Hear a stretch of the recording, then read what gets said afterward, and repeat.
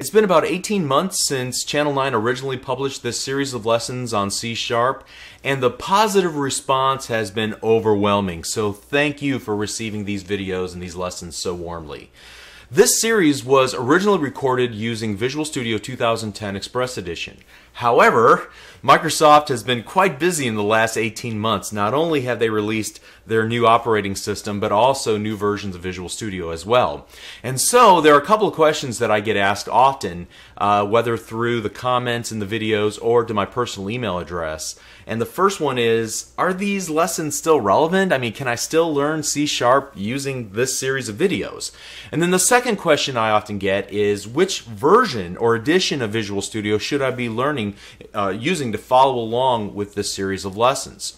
So let me answer the first question and say absolutely that these videos are still relevant. They're still one of the best ways for you to learn C#. There were no new features that were added in C# in the past 18 months that would prevent you from learning C# using this series.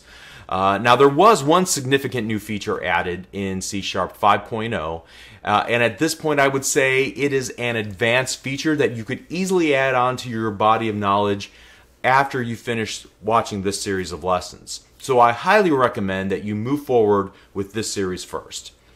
To answer the second question, in October 2012, Microsoft introduced Visual Studio 2012 in several editions. The free edition that you need to follow along in this series is the Visual Studio 2012 Express for Windows Desktop. And so you can download it from here. Let's go to our web browser and go www.microsoft.com/express, and that will always take you to the latest downloads for Visual Studio. And you can see there are a couple of different versions that might catch your eye. Express for Windows 8 and Express for Windows Desktop. This is the one that you're going to need to follow along to create console applications like you'll learn about in the very next video. Trust me, you need Express for Windows Desktop. You might be tempted to download Express for Windows 8, and I would just say that if you ultimately want to create apps that will be featured in the Windows App Store, like any of them that are kind of featured here on the start page, then that's something that you can learn about after this series. You're going to need to have some fundamental C# under your belt before you even attempt to do that. So this is still the right place for you.